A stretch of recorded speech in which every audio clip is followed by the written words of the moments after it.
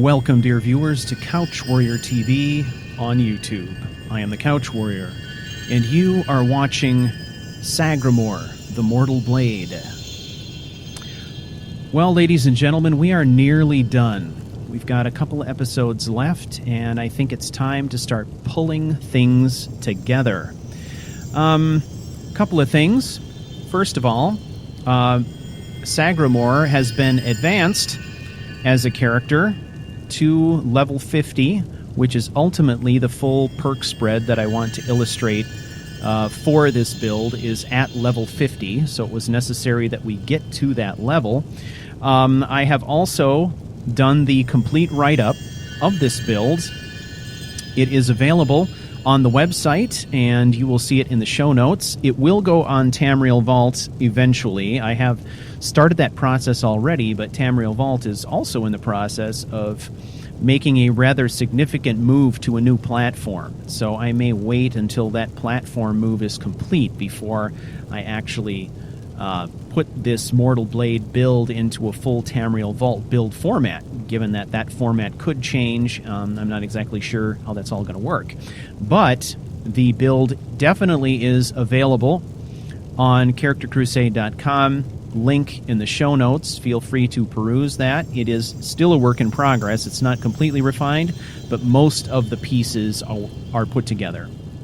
So, right now, Sagramour is level 50 or 51, I believe, and I have completed the perk spread as it is laid out in that document, so you may want to take a look at that. Some changes, obviously, in the setup. The armor is still the same, however, I have rebuilt the armor, given his advanced levels in enchanting, and then re-enchanted the pieces to best take advantage of the extra effect enchantments. And we'll be going over those items in some detail here coming up. One of the things that we'd also talked about is, where does this character live? And we had been kind of speculating on where a character like Sagramour might call home, because he is something of a religious figure, but not in the traditional sense. We've talked a lot about this idea of ancestor worship. Well, I found a kind of a cool mod.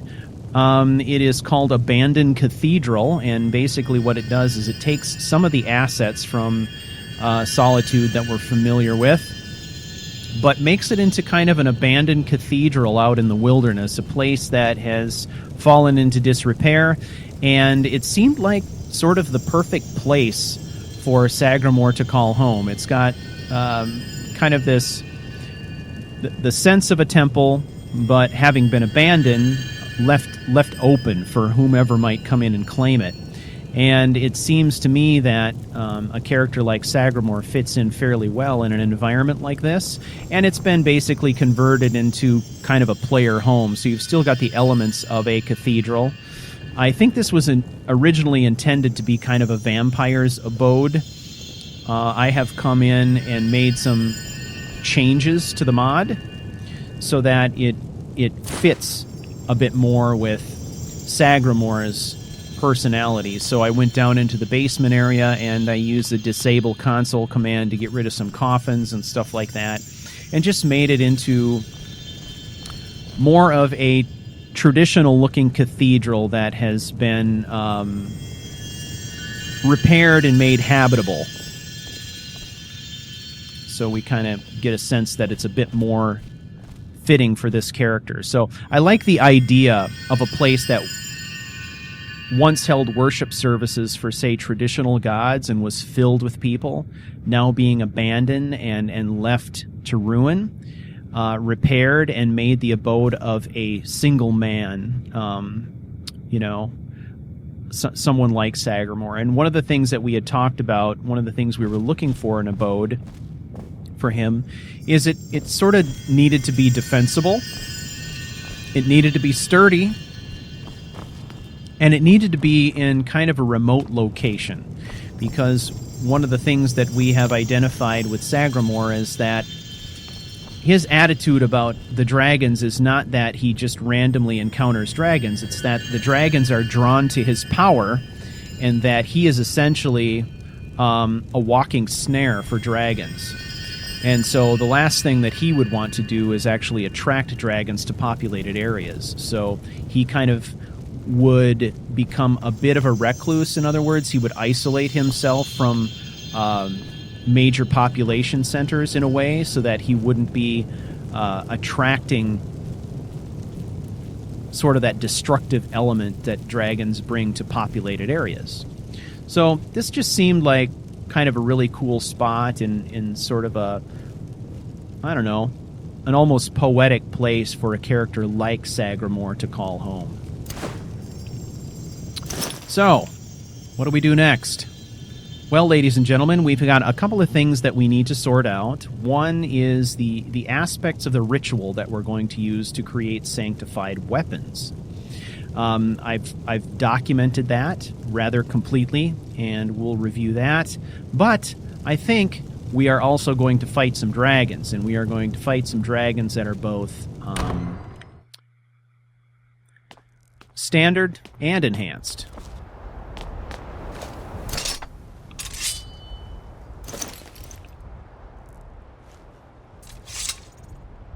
All right, let's cue things up a little bit here. Oh, great. Rain. Wonderful.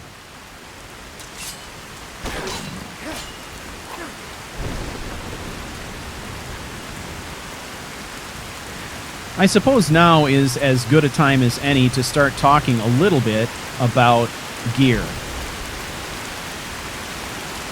So let's do that here. I'll make some adjustments in my volume controls. So yeah, let's talk about Sagramour. Let's talk about respecking the gear and how that is all coming together.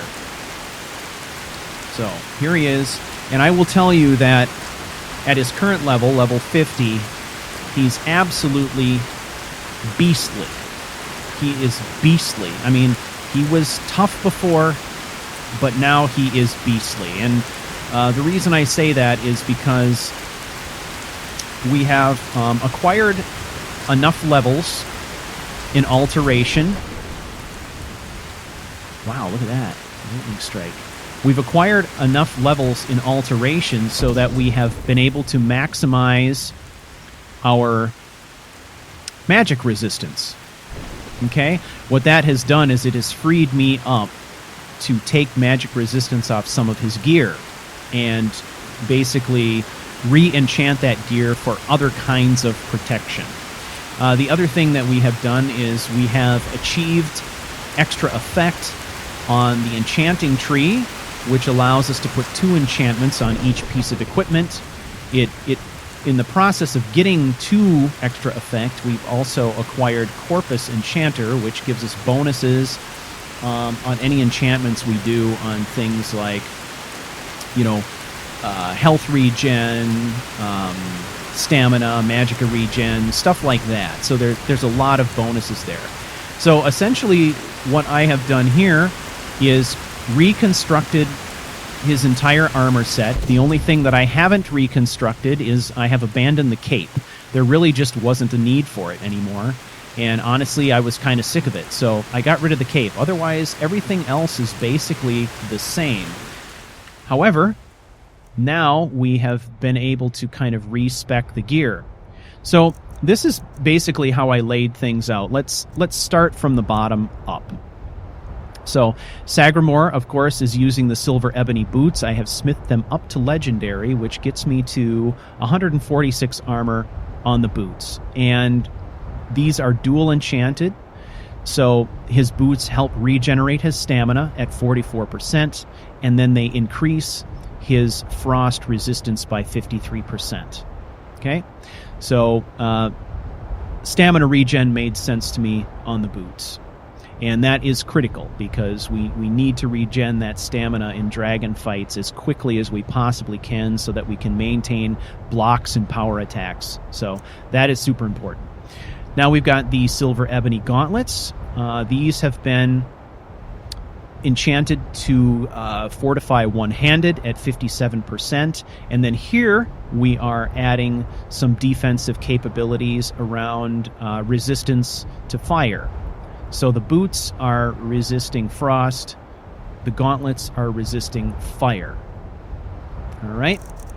So let's go up to the hood.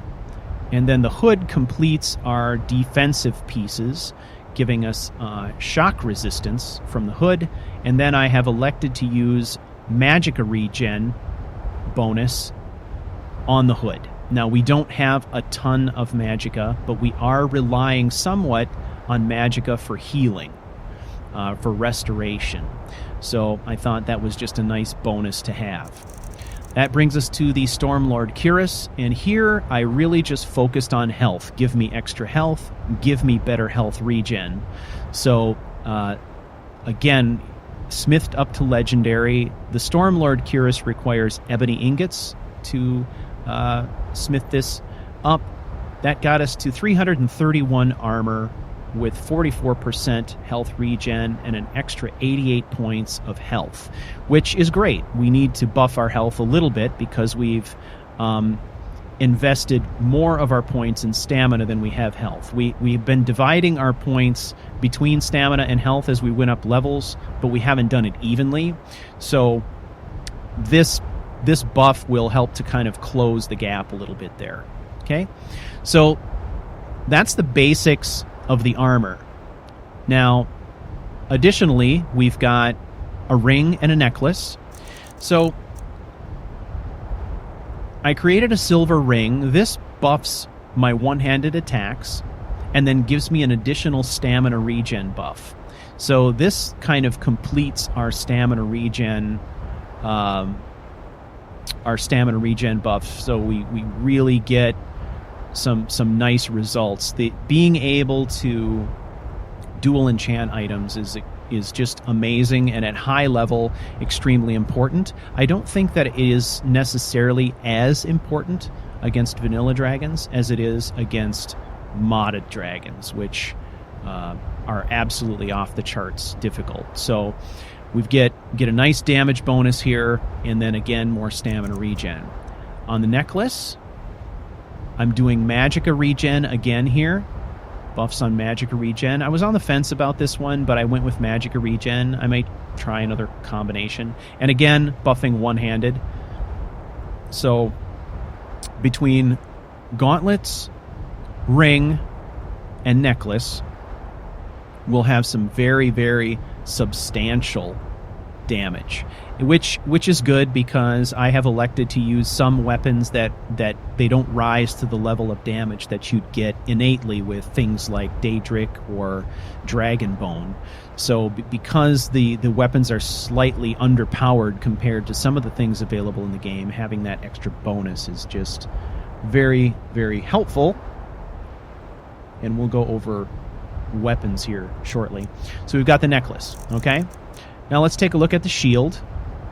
Also created a silver ebony shield, and this I fortified my block, which seems to make sense, and then added an additional enchantment that buffs the heavy armor. That just made sense to me that, if he's fighting without the shield, great, the shield comes out, now suddenly blocking is better and he's better protected. That just makes sense to me. In the past, I have put, elemental resistances on something like this, but I elected not to do that in this particular case because I already have some nice elemental resistance on 3 items in my regular armor, plus I have maxed out my magic resistance through natural abilities and perks. That kind of freed me up to do something different here. So the blocking buff and the heavy armor buff just made sense logically. Now, everything that I have just outlined, that is all stuff that is all within the realm of possibility playing an unmodded game. So we could use Daedric armor, or we could use standard ebony armor, and I'm using vanilla perks, so we could dual enchant all of that stuff. So we could do this stuff on console or in an unmodded game. Now we get into the realm of mods, some extra stuff that is being added by mods. The first thing is a ring on the left hand. So I'm using a mod that enables left hand rings. And in this particular case, I added a left hand ring with a dual enchant on it. In this case, I'm giving myself a 20% reduction in shout refresh time. So this is essentially the same as the bonus that I would get with an Amulet of Talos. That's basically what this is. So 20% faster refresh of my shouts, which is going to be very important. And then also added the additional enchantment of increased resistance to poison. My choice here, the left-hand ring is really focused exclusively on dragon fighting. Buffing the shout refresh time, and then giving myself an extra resistance when it comes to things like poison, because we do have some modded dragons who will attack us that have poison attacks, feature poison attacks. So this is just a little bit of an extra bonus there that helps out. Now the other thing is that we have this option for belt-mounted masks. Now, technically, I can wear 2 of these at a time, but the body location on these masks conflicts with some of the other items that I'm wearing. So, really, I can only consistently count on 1 mask being available to me at any given time. So, what I've done is taken the 3 masks that I do have, and I've set them up for belt mounting. And what this means is I get the benefits of the mask without having to wear the mask. This is great because it doesn't force me to wear an ugly mask that I don't like the look of for my character, but it also means I can get the enchant as an extra, right? So again, this is a modded thing, and in a vanilla game against vanilla dragons, I don't believe that this would be necessary, but I think this is a nice extra option to have against modded dragons. So in this particular case, I've got a choice. I can go with Vokun, and I can get, an alteration bonus. I probably will not use Vokun because I don't intend to be casting a lot of alteration spells. Maybe the odd armor spell, possibly, but more likely, if I'm going to be spell casting, it may be more likely than anything restoration spells, primarily fast healing and stuff like that. The other one I have here is what is it? Zakrisos. This one gives me a great buff when it comes to resistance to shock spells, right? So this is a specialty one that I may pull out if I am fighting a dragon that has some kind of a shock-based attack. But I think more than likely the one that I will rely on is Regat, which is going to give me an additional 70 points of stamina, which I can use in pretty much any battle. So this one will probably be my go-to mask for the time being, and then the other 2 will be kind of specialized depending on who I'm fighting or what the situation is. So, that kind of wraps things up for the armor and equipment side. Obviously, I've got the backpack still, but now that I have a place to live, I have jettisoned all the kind of extra equipment that I had, so that it's not necessary for me to wear that. I've kind of gotten my encumbrance down to a manageable level. Okay? So there we go. That is the armor. So let's review weapons, shall we? And here's the cathedral, by the way. I just thought it was kind of cool looking. It's in a nice spot, too. It's fairly, centrally located. So it's kind of in the center of the map, which is great for just going from place to place. I looked around at a lot of fortresses and castles and stuff like that because I really wanted him to have a fortified home. And I couldn't really find anything that felt like the right combination. So this one seemed like a good option. And I sort of like the image of Sagramour living in an abandoned cathedral. So let's talk weapons, shall we? Now, these are pretty much all the same. These are all the same weapons. I did not recraft the weapons. However, given my additional capabilities with enchanting, I did take the time to go back and improve them further to try to maximize the amount of damage that each weapon does. Okay, so our primary weapon here is Oathkeeper. Wonderful sword. This one is part of Gosu's weapon package, and it is upgraded using steel ingots. Now, the material you use to upgrade is steel ingots, but I believe that you have to have the ebony perk in order to do the upgrades. So, something to consider. All right. Now, this has been enchanted to absorb stamina. I like the absorb stamina option rather than the damage stamina option, because as I'm using it, it's replenishing my stamina. And I use power attacks rather liberally, so I'm thinking that having that additional stamina absorption will just help to keep me in combat longer, keep me effective longer. Okay, so that's kind of what I did there. Now, because I didn't rebuild this, I'm still using the absorb stamina enchantment from a lower level enchant that I did around level 40. So this could be improved to do even more damage from an enchantment perspective, but I just really didn't see a need to do that at this point, so I'm leaving it as it is. We've also got our Sword of Truth, which I upgraded also. It also does 351 points of damage cumulatively, given all the bonuses and levels and stuff like that. Right? And this one is...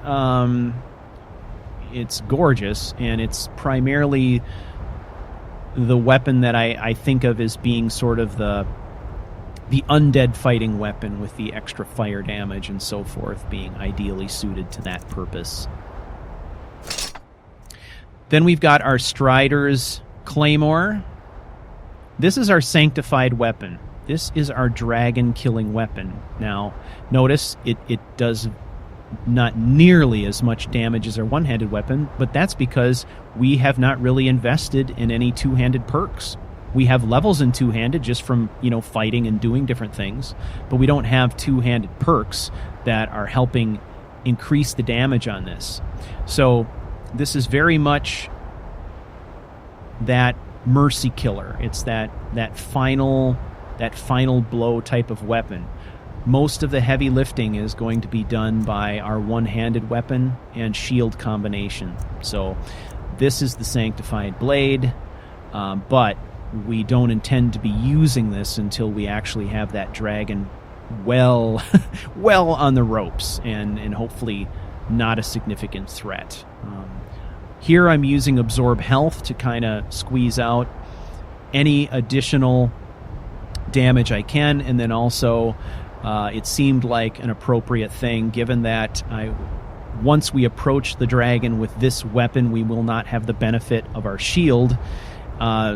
Presumably, we could be stepping in close with the dragon and trading blows quite a bit before the dragon is finally dispatched, so having a little bit of Absorb Health seemed like a good idea. Then, of course, we have our lockpick. I went ahead and upgraded this just because I could. And I put a fear spell on it. I don't know, why not? I enchanted it primarily because I was just looking for things to enchant so I could learn and gain some levels in enchantment. But we use this primarily as our lockpick. So we smash open chests with this, and that's primarily it. Although if you look at that, wow, our lockpick does a lot of damage. Look at that. It's crazy. Dragonbane. Dragonbane stays on Sagramour at all times just because it is kind of, I don't know, it's sort of a ceremonial weapon. I mean, it's a weapon designed for killing dragons, right? It just seems appropriate that he would carry this with him, even if he doesn't use it as his primary weapon. So that's kind of the scoop with that one. Even so, it does a tremendous amount of damage, plus 30 extra points of damage to dragons, puts it right on par with our Oathkeeper as a dragon killing weapon. So good to have as a backup. And the Blood Skull, I don't know. Don't really like this weapon. Don't like the look of it. Don't really like what it does. Don't really like anything about it. And it's, not a weapon that I think that I would readily use. There was a time when I thought that Blood Skull might be a suitable alternative as kind of a range weapon for fighting dragons, and maybe it would be at low level, but it just doesn't seem like it upgrades well, and even with levels in two-handed, I mean, my Strider's Claymore is doing way more damage. I mean, almost 20 points more damage without enchantments than Blood Skull does. The other thing that is a little bit frustrating about Blood Skull is that the ranged attack on Blood Skull deals these 30 points of damage, but that damage does not increase as you improve the weapon, so far as I can tell anyway. Which makes it basically ineffective. I mean, when you're talking about, fighting ancient dragons, even at vanilla, we're talking about fighting ancient dragons that, will have in excess of 1,000 health points, for example. 30 points of damage just really isn't going to cut it at all. So, I will probably jettison that. I mean, it's 16 pounds that I could shed, so probably get rid of that. But outside of that, we've got our primary setup here, and everything is kind of hotkeyed, so we're good to go.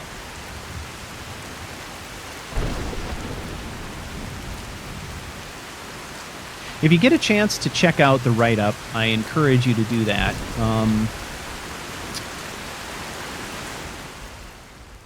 There is a ton of detail in there. So I definitely think it's worth checking out. I have tried to cover everything from the role of the Mortal Blade individually in combat, the role of the Mortal Blade as it pertains to integration into an army, kind of the disposition of citizens and rulers to the Mortal Blade. There's a lot of role play detail and philosophical detail in there, as well as a complete perk spread at level 50. I haven't done an interim perk spread at, say, level 25, but I'm not sure whether or not that's actually necessary. So it's not complete yet, but so let's talk horse, shall we? Look at that. All right. Now, this mod is Ian Barr, and I elected to use Ian Barr because it gave me the opportunity to create a horse that was a larger than normal horse. So, a tick larger than the other horses in the game, which seemed very appropriate for Sagramour. A big beast for a big beastly warrior. And I don't think that having a horse is an essential component to being the Mortal Blade. In fact, most of the time all of the time, all of these episodes previously, we have been without a horse. But something about the image of a big horse, I think, is particularly interesting for this character type. And I think as sort of a late game travel option, I think it's also really terrific. Just, once you've spotted that dragon or have gotten word of a dragon and are on your way to fight it, being able to load up, all of your gear and stuff like that on the horse and set out on that dragon slaying mission just feels a bit more epic with a great big horse. This armor in particular, I think, goes well also with the Stormlord setup that we've got going on. So, how about we, let's take a test run, huh? Should we go kill some bandits? Let's do it.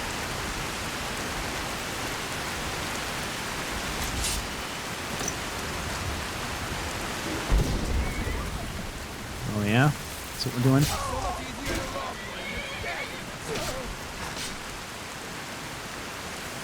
Now, these guys. These guys are in trouble.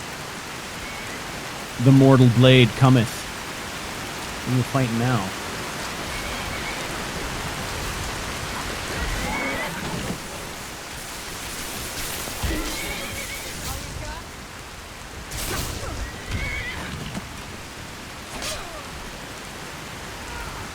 All right, Archer.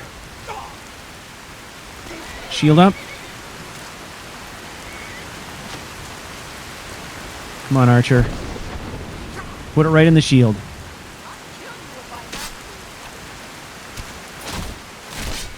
There we go.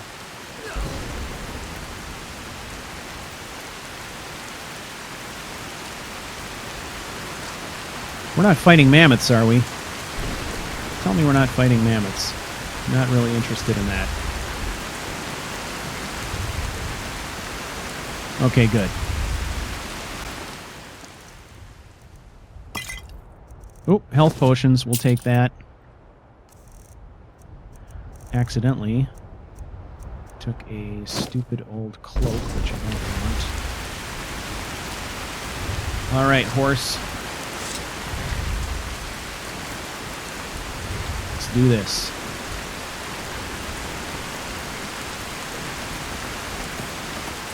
Charge up the stairs like a boss. Whoa! Come on! See if anyone's home. Looking here. Looks like we got ourselves a hero. Uh-huh.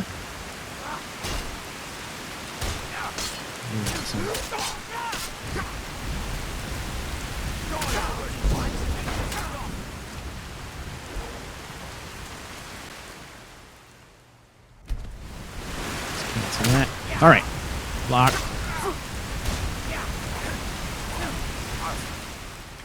Let's mix in some shouts, shall we? What do we got? Oh, okay.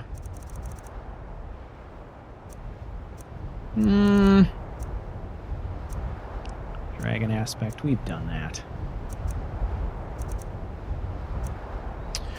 How about... let's just use... well, slow time is not great. How about frost breath? We can do that.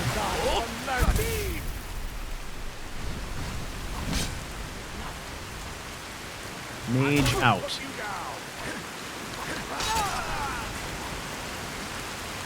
Bandit out.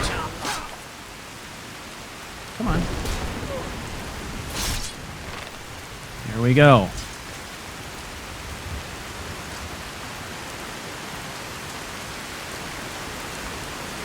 So, pretty effective. Pretty effective.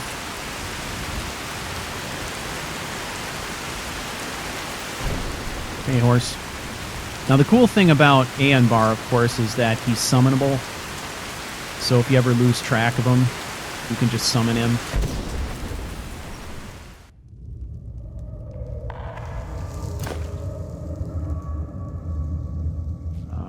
Let's see what's going on in here.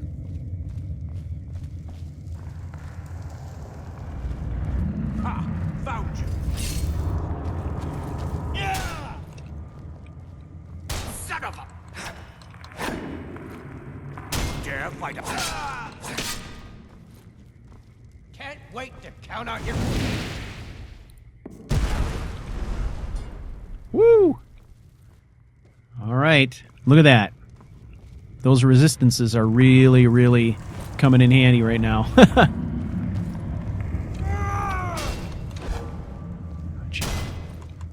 on.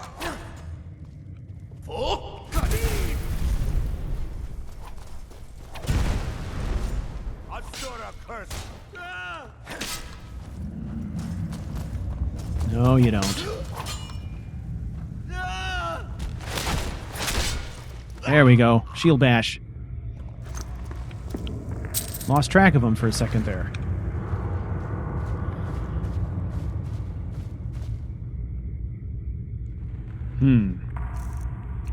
Lockpick.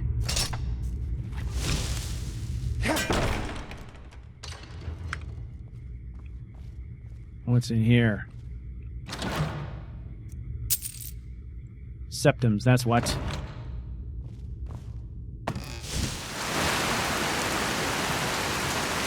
I think it's time for us to get out there and fight some dragons. To start with, I think what we need to be doing is fighting some vanilla dragons, some standard Skyrim dragons, and we'll see if we can't graduate to something more substantial in the next episode. So we're going to fight some dragons, and then after that, we are going to talk a little bit about the ritual of creating a sanctified weapon.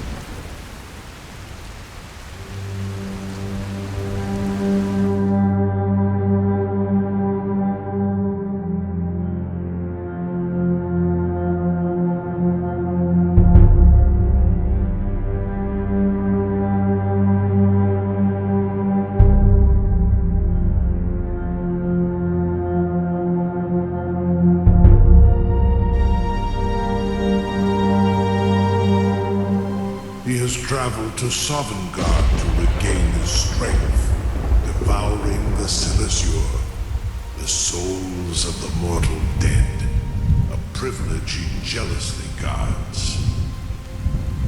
His door to Sovngarde is at Skuldafn, one of his ancient fanes high in the eastern mountains.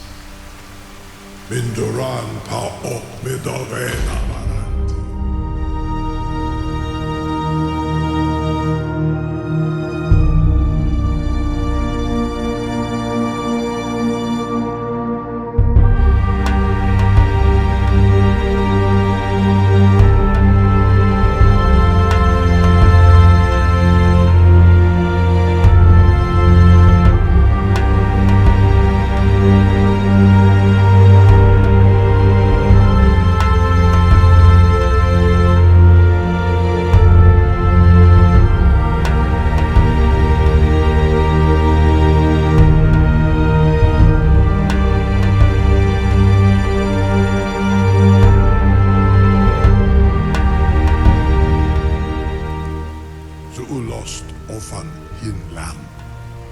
Now that I have answered your question, you will allow me to go free?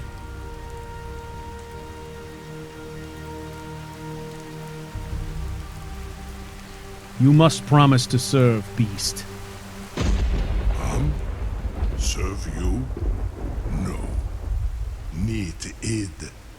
If and when you defeat Alduin, I will reconsider. Croesus. There is one detail about Skuldafn I neglected to mention. Tell me what you know, then. Only this. You have the Thuum of Adova, but without the wings of one, you will never set foot in Skuldafn. Of course, I could fly you there, but not while imprisoned like this. Okay. So we're looking to make a deal.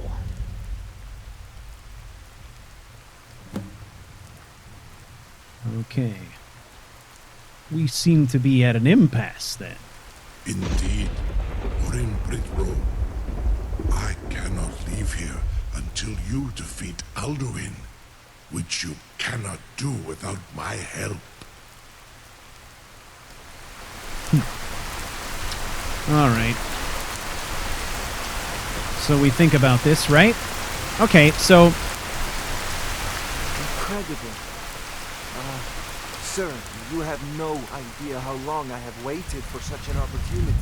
this is one of the better moments in the game, I think. You would permit me to perform some, tests on you, purely in the interests of the advancement of knowledge. Be gone, mage. Do not test my promise to the Dovahkiin. I assure you, you will not even notice me. Most of them are hardly painful at all to large dragons such as yourself. What you gonna do? Surely you wouldn't use a few scales. Gonna or take a small scales? amount of blood. Joor, what are you doing back there? Oh!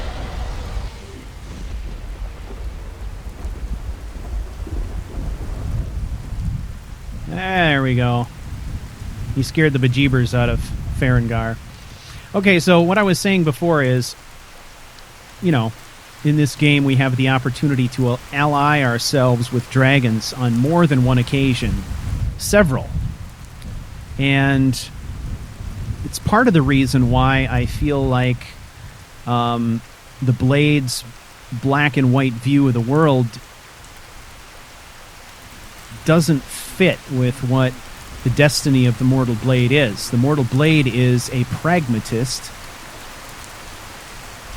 He doesn't subscribe to the view that you can judge an entire group based on what one does. So I would say, as a pragmatist, that's why he can't completely ally himself with the Blades. He sympathizes with the Blades' martial attitudes, and to some degree he exhibits that through his relentless tracking down and destruction of the dens of the old dragon priests and stuff like that. But, those are basically undead. What we're talking about here are living and breathing dragons, and to me that seems like a different prospect. So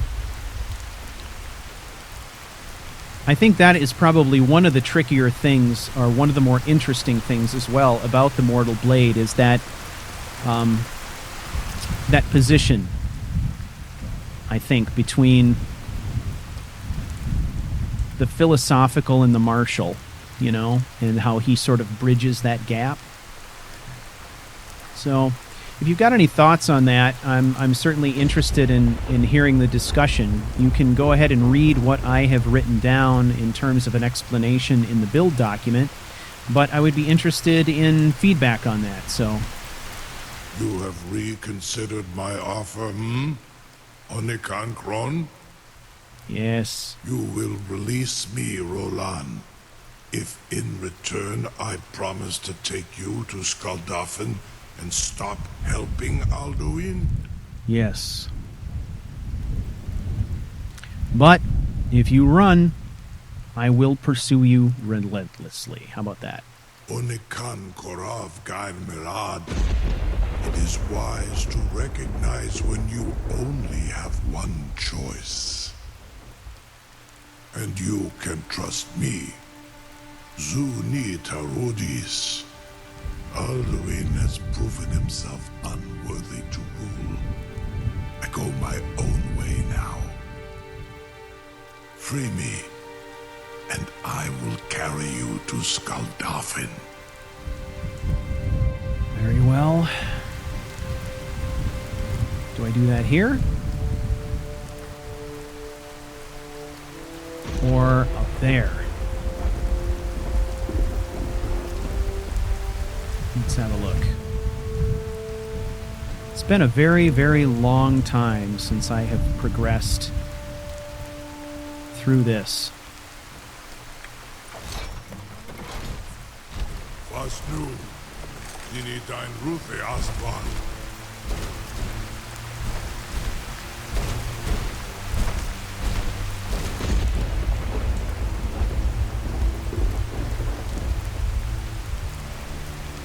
Are you ready, beast?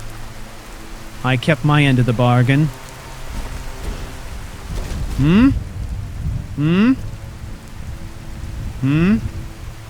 What say you? Saran Uth, I await your command as promised. Very Are good. you ready to see the world as only a Dova can? I am ready. Take me to Skull Dolphin. Zuk Brit of. I warn you, once you've flown the skies of Kaizal, your envy of the Dove will only increase. Amativ, Mubo Kotin Stinsalok.